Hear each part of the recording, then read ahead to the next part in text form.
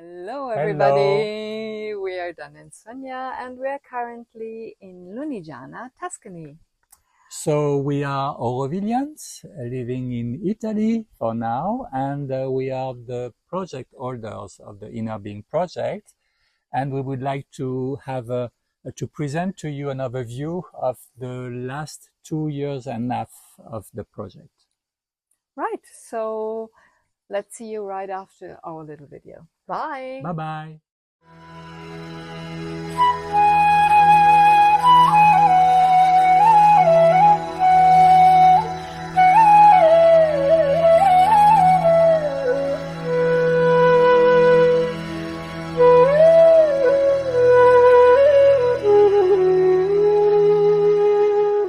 The InnerBeing Project is vast and ambitious in its essence and in its purpose, and yet remains very modest and humble in its development and its day-to-day activities.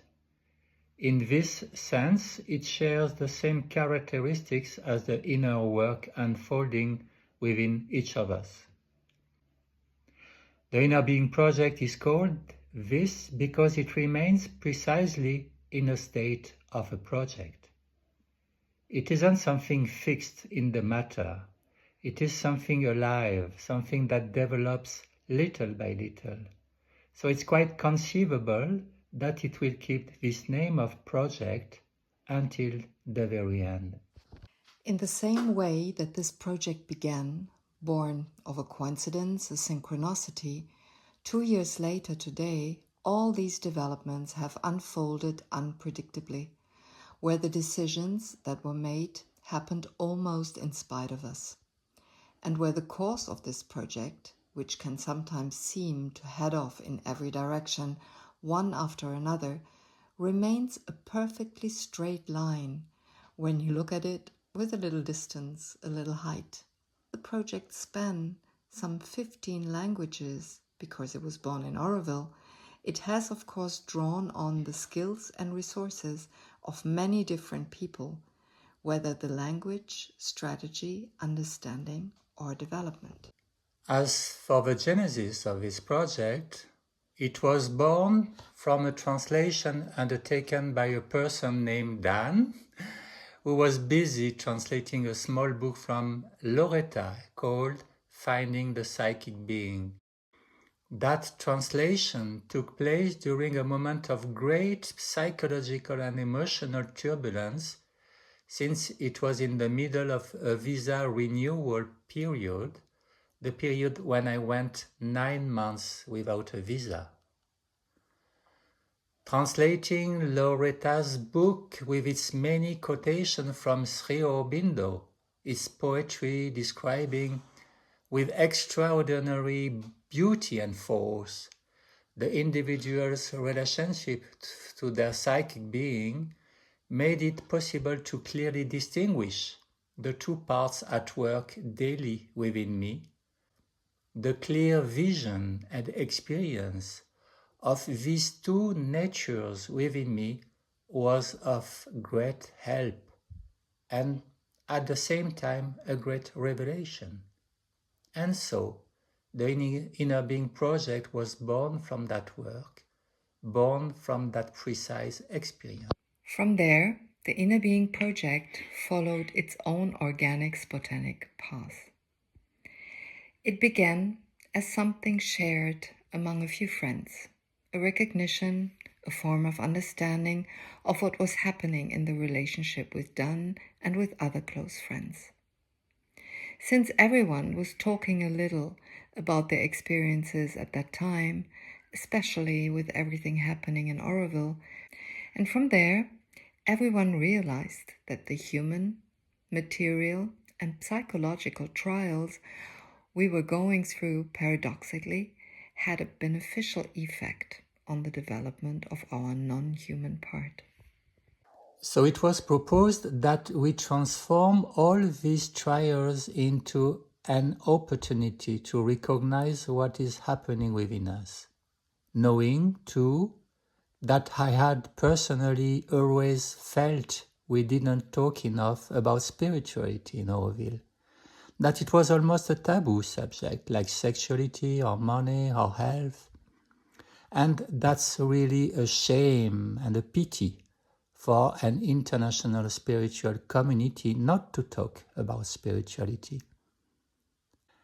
There was a call to the community through Aurovillian media, News and Notes and Euronet, which met with a fairly mixed reception.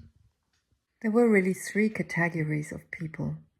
Those who wanted to give testimony, those who said this shouldn't be talked about, and those who weren't willing to give testimony but recognized that the question called for an inner response, and that there was a benefit simply by asking the question, are you in contact with your psychic being? The question lit a small flame inside people, inviting them to answer it. This was the very first true initiative of the InnerBeing Project, which at the time was called Seeking Our Inner Being. The first interview took place at the Auroville radio studios in English with Svenja.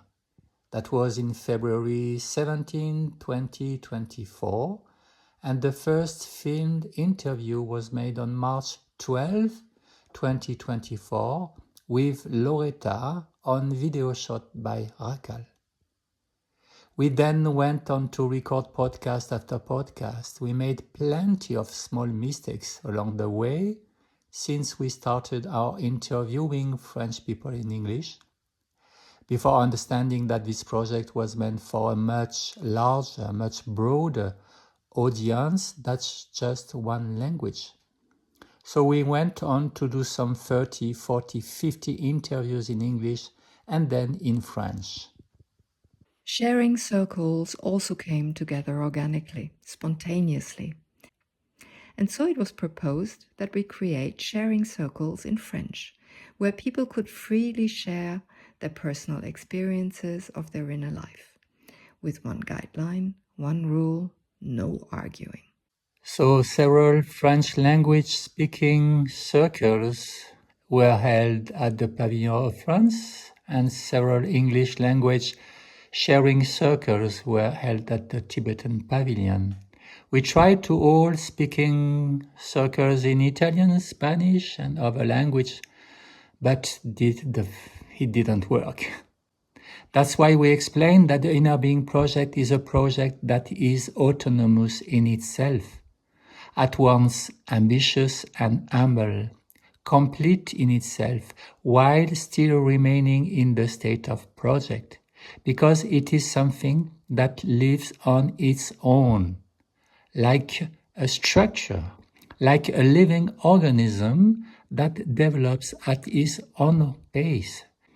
And after 2.5 years of activity, one can truly see that this is a living being, developing in every one of its aspects. So after the podcasts, after the videos, we made another call to the community. This time to start considering how we might organize ourselves, starting from this inner being, this psychic being. And so we began organizing conversations on the theme of organization from a psychic perspective, inviting people to talk, exchange, and share about what, for us, an organization looks like when it isn't dictated by ego, by personal will, but instead genuinely arises from an inner space, which is, after all, the whole purpose of Auroville.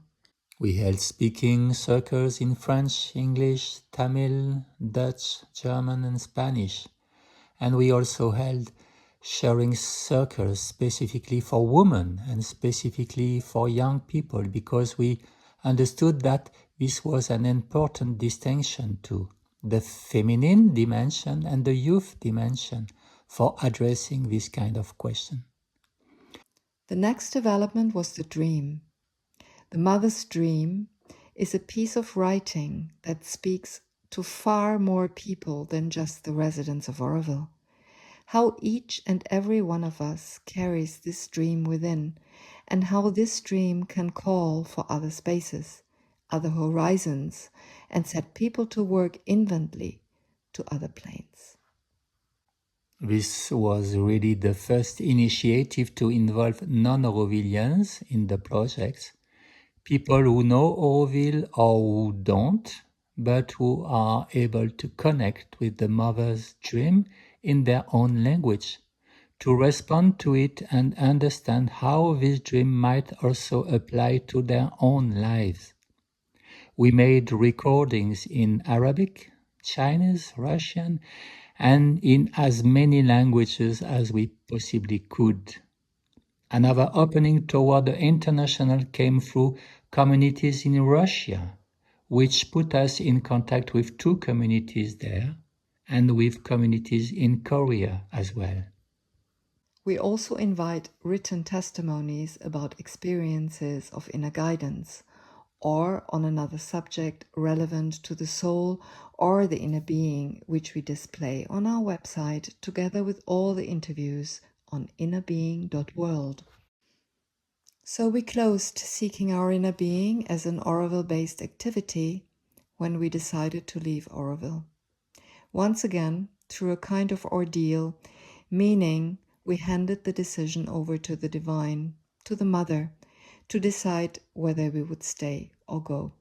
So when the divine's decision was for us to leave, we left everything behind in Auroville. Our friends, our home, our entire life really, and we decided to take the road, buying a second-hand camper car, and from there, as you probably know through the blog we kept, we spent 6 months writing about the communities we visited across the south of France, Portugal, Spain, and Italy.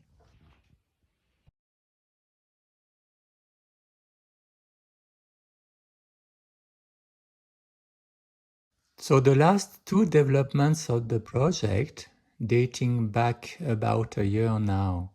The first is the sacred couple. To what extent can 2 people in a couple who share both an intimacy of love and a shared field of work in matter create a new organism that no longer belongs to either of them individually, but to both, something they create together and can draw from impersonally. And we hold the idea that this sacred couple can also prefigure larger organizations, since the couple is the second organizational unit above the individual, without it belonging to any one participant in particular. The other development is around the theme of passion. To what extent, through our passion, can we transmit something? When we teach or when we share what matters to us, what really moves us? How can we pass on something of this inner guidance to those we teach and to those we learn from? And once again, when we arrived here in Lunigiana after visiting with Giovanni and Stefania, we thought we would stay a week at their place, and yet, in the end, the project's own inner development made it clear that we needed to stop our wanderings and sell the camper van to settle here, which is what we did. And once again here, a new dimension of the InnerBeing Project is taking shape, with the creation of a hub in our home, the creation of a resource center and a place for small group sharing about the InnerBeing Project.